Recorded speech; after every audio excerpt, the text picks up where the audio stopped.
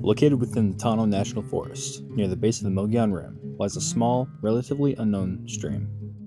This spot is really only visited by avid hikers and anglers on the search for wild trout. Within these tight waters and undercut banks reside a very unique and gorgeous population of wild rainbow trout. Some might say the prettiest rainbows State 48 has to offer.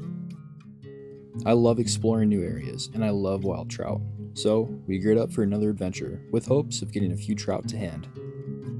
This section of stream is regulated and managed for wild trout, requiring immediate catch and release and only fishing with an artificial fly or lure with a single pointed, barbless hook.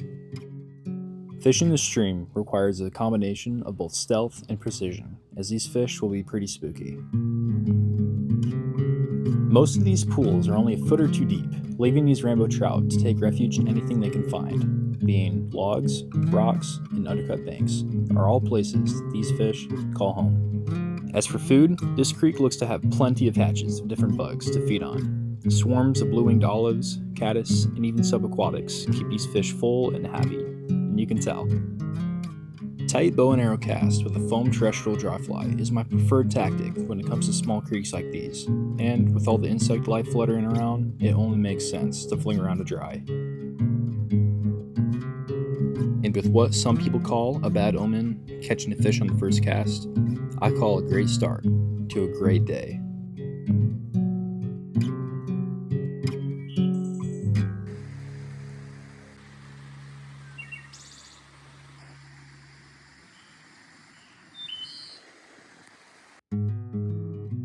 Surrounded by God's goodness and a stream full of hungry trout, we went to work, picking apart the stream riffle by riffle, pool by pool. We kept moving upstream.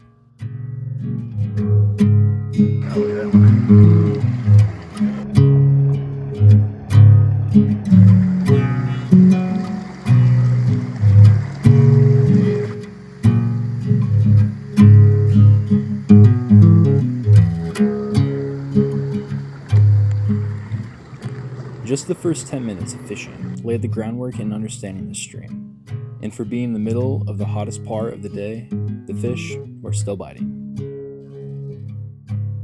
For what these trout lack in size, they make up for in being some of the most gorgeous rainbow trout in the state, and even some of the prettiest bows I've seen across the country.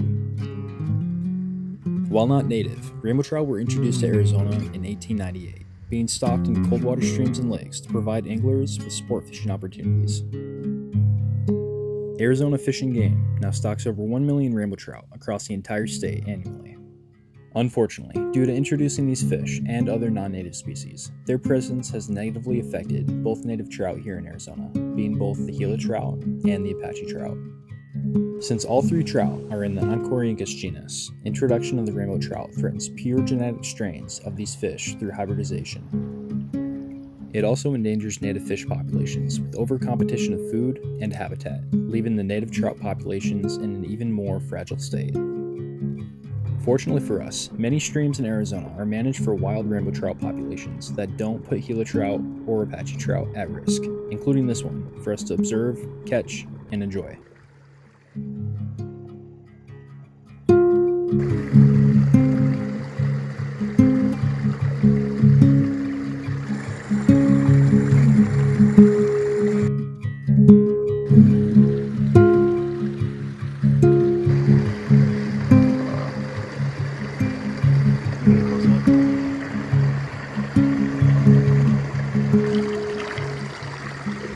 Rainbow trout are near and dear to me. They are the first species of trout that I've ever caught, right here in Arizona actually.